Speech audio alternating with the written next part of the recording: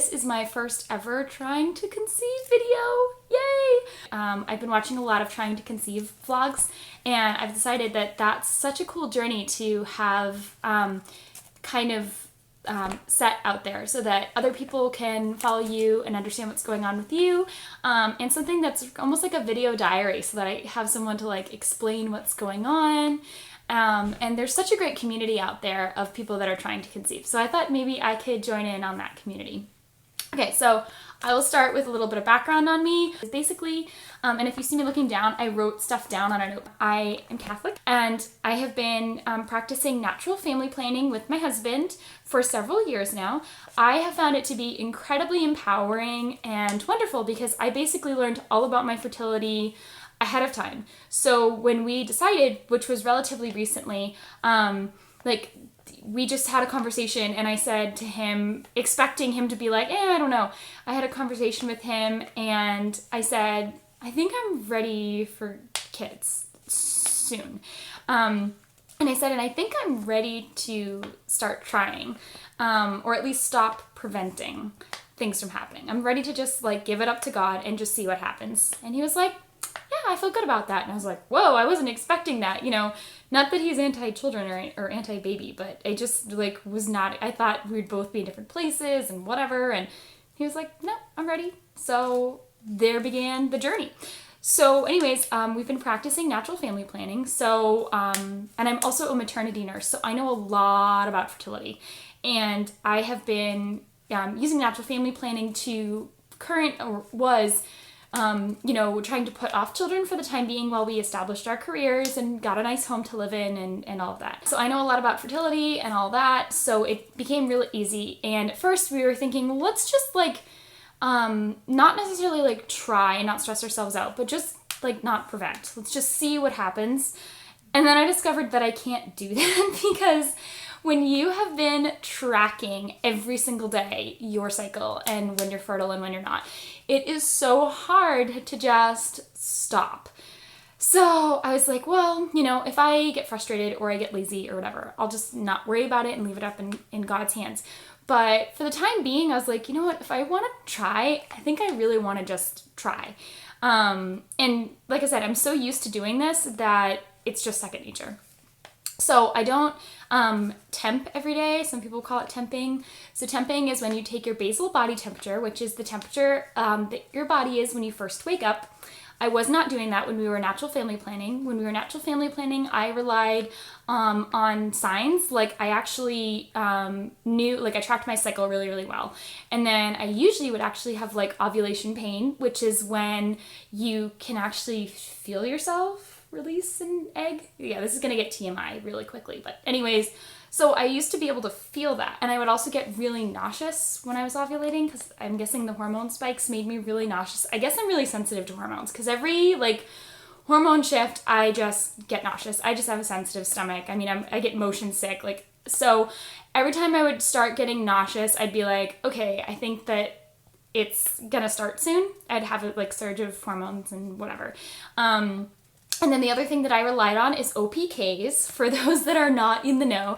An OPK is an ovulation prediction kit. And a lot of people say that you should not use these when you are trying to prevent a family because they only tell you when you're about to ovulate, and so they're not the greatest at preventing children. They're better for when you're trying to have a child. So what we did actually is I used them, and then as soon as I got a positive, I would wait 72 hours and then not worry about it anymore. So I basically knew when to start using OPKs in my cycle, and I usually use 5 to 10 a cycle.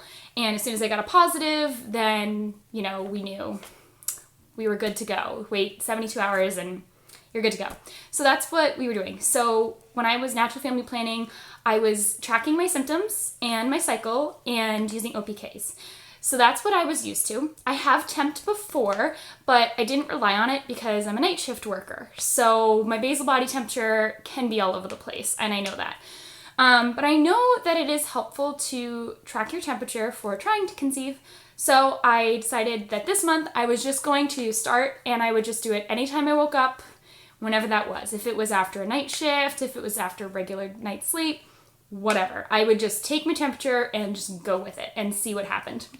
But I wasn't going to rely on my temperature strictly. More about our background is that I have endometriosis.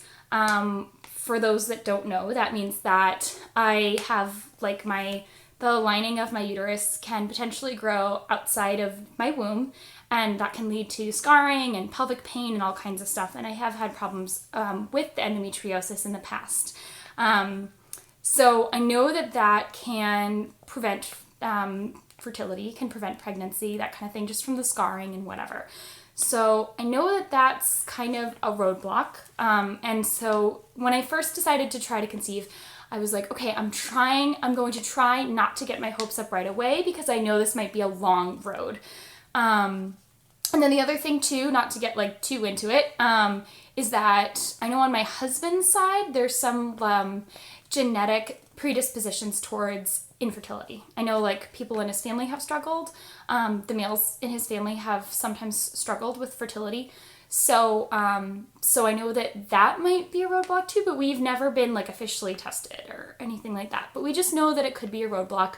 We know that we potentially both have roadblocks. So like I said, try not to get my hopes up. I'm really letting God control,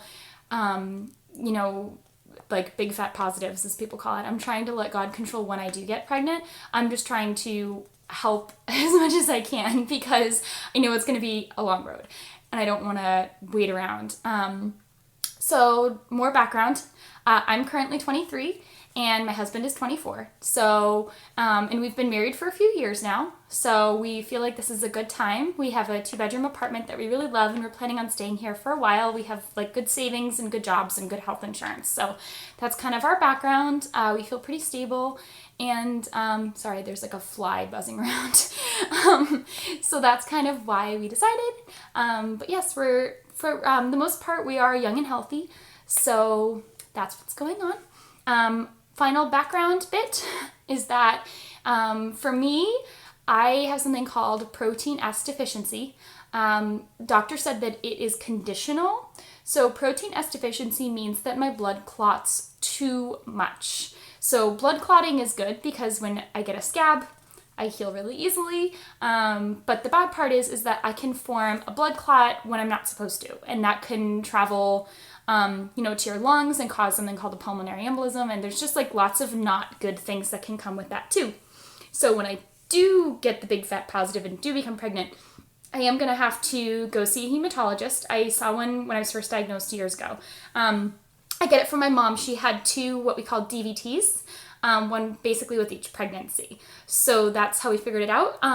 And they figured out that when we're not pregnant, we don't have protein S deficiency. When I was young, when I was like 16, I was put on the birth control pill for the endometriosis treatment. And they did a blood test and discovered that I had low protein S. So they figured out like conditionally we have low protein S, meaning under the right conditions like hormones, pregnancy, birth control pills, whatever, any kind of like estrogens, that kind of thing, our protein S drops, meaning we're more likely to clot. So what I'm doing about it is I'm taking a baby aspirin every single day since I started trying to conceive so that, and I might have to be on like injectable blood thinners, something called like Lovenox. But we'll have to see. I'm going to go see a hematologist after I get a big fat positive, hopefully. But yeah, so that is our background. I wanted to make you guys a background video. I know I haven't gotten too much into what's going on this cycle, but I will make another video because this one's already pretty long. So this is our background video, and I'll make another video about what's going on this cycle.